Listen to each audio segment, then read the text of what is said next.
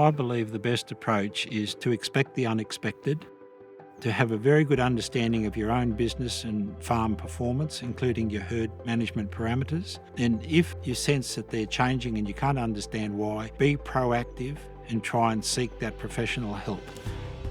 We're salmon fleur tong. We're dairy farming in the Northern Rivers, New South Wales, near the town of Casino. And the 2022 flood was one of the highest that's ever been recorded in the district. It was pouring rain, the wind was incredibly strong, and then we started getting phone calls from neighbours saying that the water was coming up so quickly that they were in strife and would have to move out of their places. So the chaos at that point was immense. The flood event was one part of the journey. What we weren't aware of at that stage was that we had another 6 months of this sort of wet weather, and that became much, much harder to deal with because it was like a slow chronic disease. It was very difficult. One of the things out of floods that I've realised is that our experience of the past doesn't always count. So even though we've had 40 odd years in dairying, and normally our experience is something that we can count on to find the answer, suddenly there were so many things that were really totally new to us. We didn't know what the answers were. We didn't know which way to go. So we found it was really important to talk to other people, either experts or just neighbours.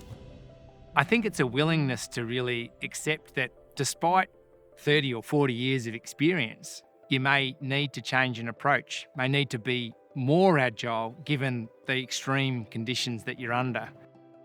I'm Mark Humphries, I'm a private consultant, and I support dairy farmers in building confidence and capability in communication, leadership in their teams, and in animal health management. In 2022, Dairy Australia asked me to travel up to the Northern Rivers and support dairy farmers and listen to them in terms of what the big impacts were and if there were situations where they could do things to minimise the impact of some really extreme conditions.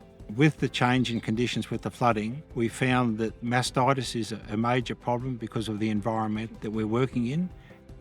We've always prided ourselves on milk quality on this farm, but the conditions were so extreme that we were still not achieving the case rates that are recommended. I was frustrated in the sense that our standard management procedures weren't working, so we put more people into the dairy to help milk, and every cow had to be cleaned, washed and dried. One of the other major issues that resulted from the wet weather was lameness in the cows. We're lucky that we had a foot crush installed and we had some fundamental knowledge from the Healthy Hooves workshops that we'd attended. So we just had to get busy and get at them. Since the floods, we've actually put in rubber matting on the laneways, mainly because we felt that the laneways were one of the areas that the cows were getting the stone bruises. Another thing that really seemed to work was putting bark chips down. So yes, sourcing them and then putting them down on the tracks really reduced lameness. Some of the other less expected things were that we developed some ill thrift syndromes in the cows. Normally we would expect liver fluke to be managed by our current strategy of treating it dry off, but when we tested them they were active liver fluke infections. And then we also had a whole series of cows that were coughing, and this proved to be lungworm in adult cows, which is a very rare syndrome. It's usually regarded as a young cow disease. The cows are really important to us. They're really part of the family. And when they're not well, when they're sad, the whole farm seems sad. The end result was good though. When we finally came out of the wet conditions, we still had reasonable numbers and the vast majority of cows came good.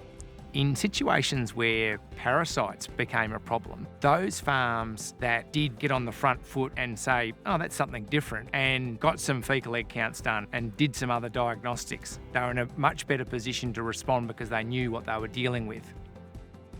All dairy farmers deal with these issues, but I think it's more to do with the impact and the scale of all these things happening all at once when people are tired and cows are in lower condition that really have a bigger impact and need a different approach.